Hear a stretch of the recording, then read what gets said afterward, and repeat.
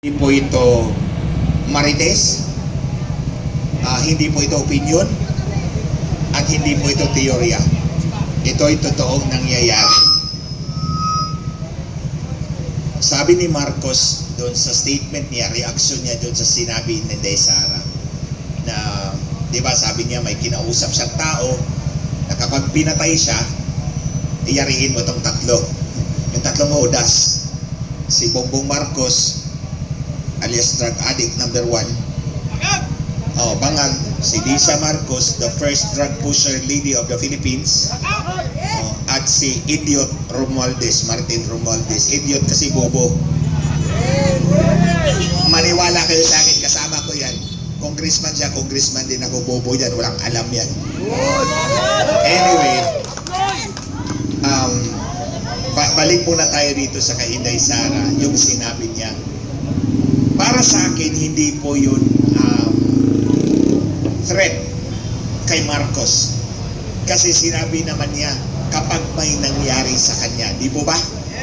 Conditional eh.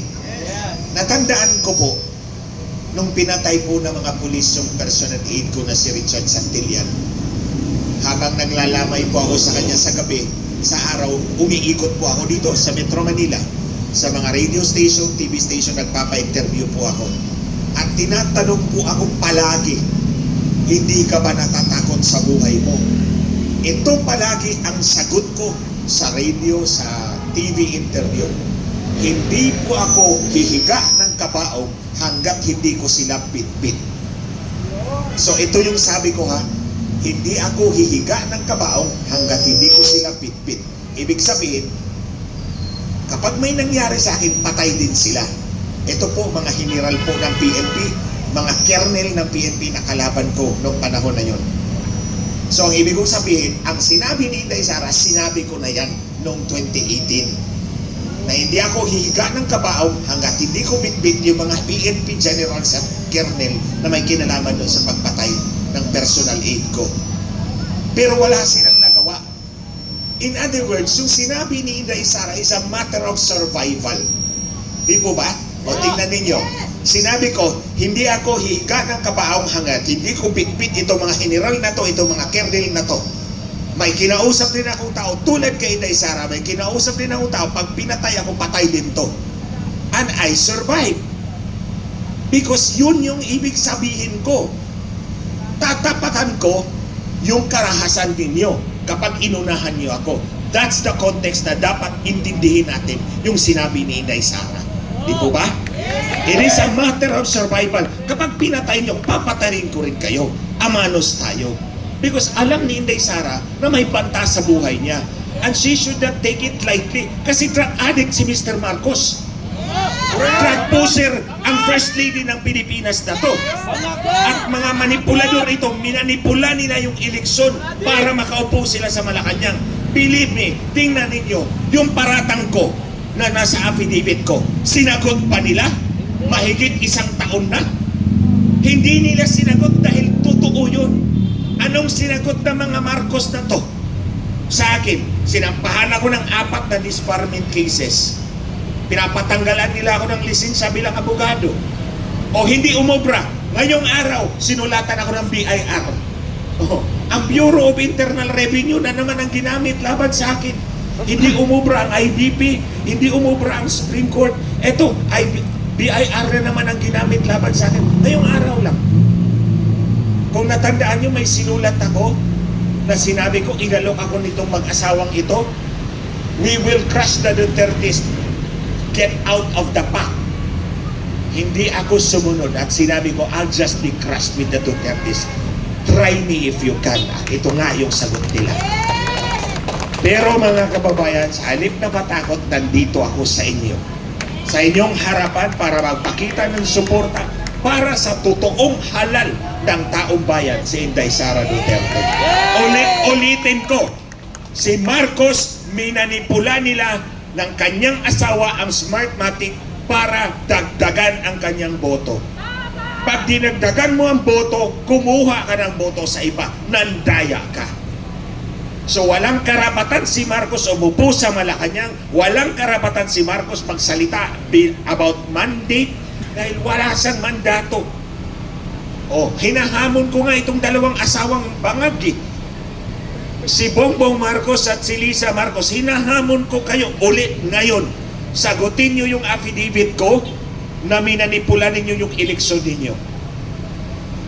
Mahigit 1 taon na yung affidavit ko nakatiwangwang dyan sa Facebook.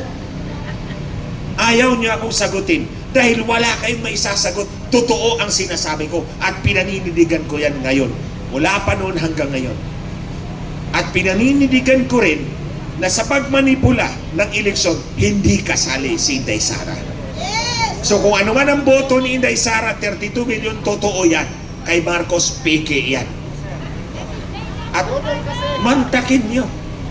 Ang peke pa, ang may lakas loob, mang-api sa totoong halal na taong bayan.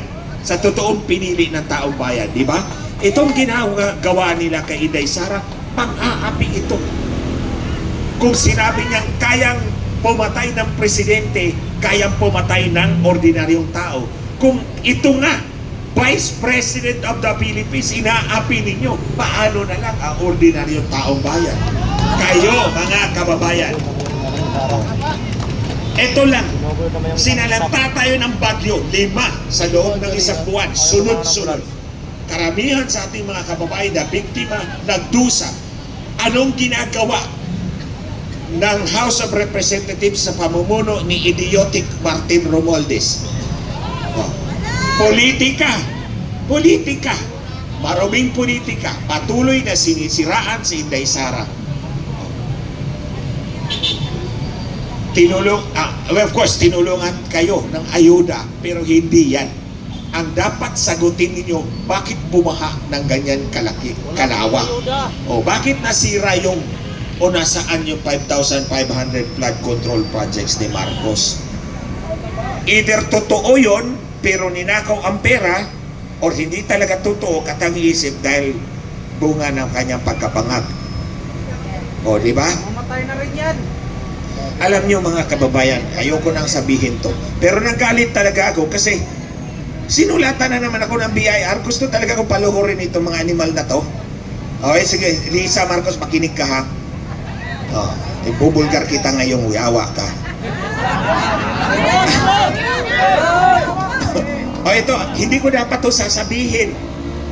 Pero dahil kumukulo talaga yung dugo ko papunta rito, mahaba pa yung travel ko traffic Minsan, di ba sabi ko sa inyo, 6 kami na technical na nagdi-dinner palagi sa bahay nila sa Nara Street sa Forbes Park. Ang nakaupo sa dulo si Lisa Marcos, si Bongbong Drug Addict Marcos dito sa kabila, 3 doon, 3 dito. So dito sa 3 dulo, ako yon, tabi ko si Lisa Marcos.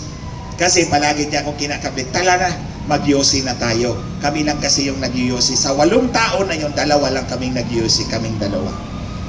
Nang pumunta na kami sa garden, makinig ka Lisa Marcos, makinig ka, yawa ka talaga, animal ka. Nag-yosi na kami. Tapos sabi niya, alam mo, pag si Bongit hindi sumunod sa akin, ayoko magpaiyot sa kanya. Siyempre, nasyak ako. I-quote niyan, gawin yung TikTok yan. Ulitin ko. Alam mo, pag si Bongit hindi sumunod sa akin, si Bongit, si Marcos yon, ayoko magpaiyot sa kanya. Siyempre, nasyak ako. Kung hindi ba nagpangag itong babaeng to? Wala namang kasama doon sa kanilang higaan hindi naman kasama sa kanilang kasalan ba't mo sasabihin sa akin yan? I'm an entirely separate person, entity, tapos sasabihin mo sa akin ayaw mo magpaiyot pag hindi sumunod yung asawa mo sa kanya. Hindi ka pa naman pangag. Kaya nagtatanong nga si Maharlika one time may ano ka ba, may indication ka ba na bangag talaga itong mag-asawa? Hindi ko na lang sinabi kasi ayoko sana. Ayaw kong tantanan nito mga animal na to di vulgar na kita. Lisa, isa pa lang yan ha. Marami pa. Tandaan mo, 6 na taon kang nagdadakdak na ako lang nakakarinig. So, ayan mga kababayan, para malaman ninyo kung gaano kabangag ang utak nitong babaeng bruhang ito. Imagine ka, kung hindi susunod si Bungit sa akin, ayoko magpaiyot sa kanya. Kaya nga paulit-ulit ko sinasabi sa inyo mga kababayan, si Bongbong Marcos, si Bongbong Marcos, alipin talaga yan ni Lisa Marcos. Lahat ng dikta ni Lisa Marcos, susundin ni Bongbong Marcos. Kung hindi siya makaiyot. Attorney, baka ikaw ang type. Hindi naman ako nag-addict para patulan siya. Anyway, mga kababayan, we are faced with a graver issue today. Lahat tayo araw-araw ginagawa natin yung kailangan natin gawin para mabuhay. Pumili tayo ng mga leader natin na sana with a hope na kapag nakaupo sila, they will give us a better future, a better lives, di ba? Yun naman ang hangarin natin lahat eh. Pero noon, kapag itong taong ito, si Marcos, akala natin totoong nanalo, 31.8 million. Yung pala, minanipula lang pala nila. Siyempre, ang bangag mismo din ang nagsabi na dadayain niya yung eleksyon.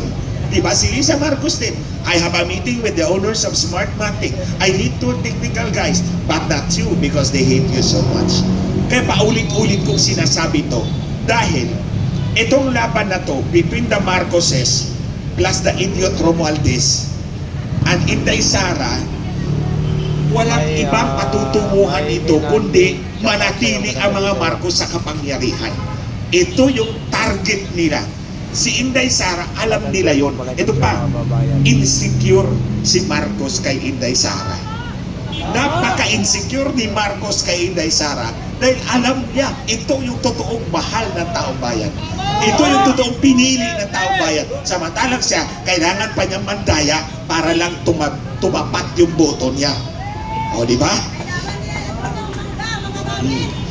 Iba pa yan. Totoo yan. Manggagamit talaga. Manggagamit na walang utang na loob. Ikaw pa, ang may utang na loob na nakatulong sa kanila, leche. Ang sarap suntukin ng mga animal na to. Kung alam ko lang, sinuntok ko na. Kapal ng mukha. Totoo yan. Ikaw na nga ang nakatulong sa kanila. Ikaw pa may utang na loob na nakatulong ka sa kanila. Parang baligtad talaga yata yung pag-iisip nitong mga bangag na to. Bangag talaga. Diba? Huwag po tayong matakot lumaban sa kanila. Pinapakita ko po yan sa inyo. Kahit na 4 yung disbarment case ko, ito na naman, may BIR na naman ako. Eto, nandito pa rin ako sa harapan ninyo. Pinapakita ko pa rin yung suporta ko para kay Inday Sara, para sa ating lahat na Pilipino. Ito ay laban natin. Huwag nating hayaan si Inday Sara na lumaban ng sarili lang niya. Hindi niya kaya yon. Tandaan niyo, ang kalaban niya, kapulisan, militar, lahat ng kapangyarihan ng gobyerno, Kongreso, Senado. Ang tanging kakampi ni Inday Sara, tayong mga ordinaryong mamamayang Pilipino. Pero tandaan ninyo mga kababayan, nasa kamay ninyo at kamay ko ang totoong kapangyarihan sa bansang ito. Tandaan nyo yan. At the end of the day, tayo pa rin ordinaryong mamamayang Pilipino ang mananaig at mananalo sa tulong at awa ng Diyos. Kaya hindi natin pwedeng hayaan si Inday Sara na lumaban sa kanyang sarili lamang. Siya lang all by herself. Itong ginagawa natin is one step in the right direction. Sa ating mga kababayan online, ipakita po ninyo yung pagsuporta mo para sa ating mga kababayan, para kay Inday Sara. Laban sa mga bangag na to, walang mandato si Marcos. I do not respect this drug addict as president. I do not even call him president.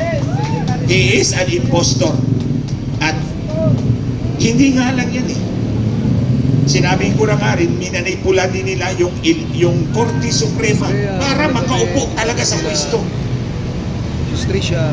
Ano talaga sila? Uhaw sila sa kapangyarihan. Kapag ganito, yung karakter ng tao, huwag yung paniwalaan. Huwag yung paniwalaan ang taong uhaw na uhaw sa kapangyarihan at gagawin ang lahat ng kabulastugan makamtan lang, makapture lang ang political power. Hindi ganyan si Inday Sara, di po ba? Di ba sinabi na gusto natin tumakbo sa presidente?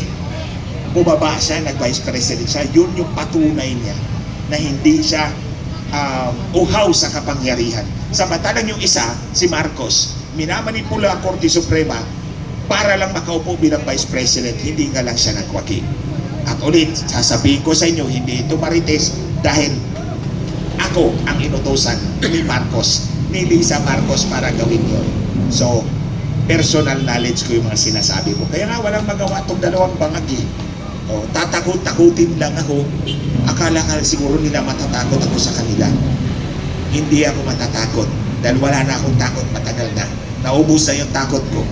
O, inambos na ako, pinaputukan na ako, pinatay yung personal ko, wala na akong takot. O, so that's why I'm here. At ibubulkar ko pa yung iba pa mga pinagsasabihin ni Bruha, ikaw Bruha, Lisa Marcos, tandaan mo yan. Sige, next time, magpadala ka ulit ng sulat, magbubuking ulit ako ng bago. O, di ba? O, tit for tat, Lisa Marcos. Basta ayaw sumunod ni Bukit sa akin, ayoko magpaiyot sa kanya. Ulit-ulitin ko yan. Okay? Sa mga kababayan, patuloy po nating suportahan ang ating minamahal na Vice President, totoong halal ng taong bayan, laban sa mga impostor na to, sa mga uhaw sa kapangyarihan. Wala po tayong mapapala kung ang mga Marcos ang nagpatuloy na mamumuno sa ating bansa. Wala po tayong mapapala. Believe me. Kailangan natin baguhin ang ating gobyerno, patalsikin natin tong impostor na to. Patalsikin natin tong impostor na to. Hindi ako matatakot sasabihin talaga sa inyo. Alam niyo, hindi talaga ako matatakot sasabihin sa inyo na itong impostor na to, patalsikin natin sa kapangyarihan, mula sa kapangyarihan. Dahil wala siyang karapatan, minanipulan niya yung kanyang pagka-presidente. At ulit mga kababayan, ulitin ko, yung sinabi po ni Inday Sara, yung sabi nila ay banta, na sabi ni Marcos, papalagan niya. Hindi po ganun kasama ang ibig sabihin ni Inday Sara. It is a matter of survival. A matter of survival that I know, pag ginamit mo yan, you will survive. Because ginamit ko na yung script na yan dati pa. Oh. Kaya nga sinasabi ko sa inyo, yung sasabihin ko sa inyo ngayon, personal na karanasan ko. Hindi marites, hindi haka-haka, hindi opinion, hindi teorya. Totoong nangyayari sa buhay. So, we take it as that. Huwag po tayo maniwala na nagpantanga talaga si Inday Sara. It's a matter of survival. So, muli, sa mga susunod na araw, babalik na lang po ako rito. Actually, nauna na po ako sa inyong lahat. 4:30 ng hapon nung Saturday, nandito na ako. Pumasok na ako dyan sa veterans. O, hinahanap ko yung mga kasama ko. Kayo, wala pa kayo. Gabi pa yata kayo nagsimula, di ba? Parang gabi pa kayo nagsimula. 4:30, nandun ako sa loob sa may emergency. Tapos 5 o'clock, umalis na ako kasi wala naman ako. Hindi naman ako pwedeng magsalita doon. Magtaktak ako lang sarili. Wala kayo eh. So, si Bishop dumating alas 5, noong Saturday pa lang. Tapos kahapon kasi kanina may hearing po ako sa korte. So, kailangan ko mag-prepare kagabi. So, ngayon, tapos yung hearing ko, andito po ako sa inyo. Muli, maraming salamat po. Ipakalat po ninyo sa TikTok yung ayaw niyang magpaiyot. Para makita for all the world to see na bangag talaga ang bruhang ito. Maraming salamat. Palakpakan po natin, Attorney Ben Chong!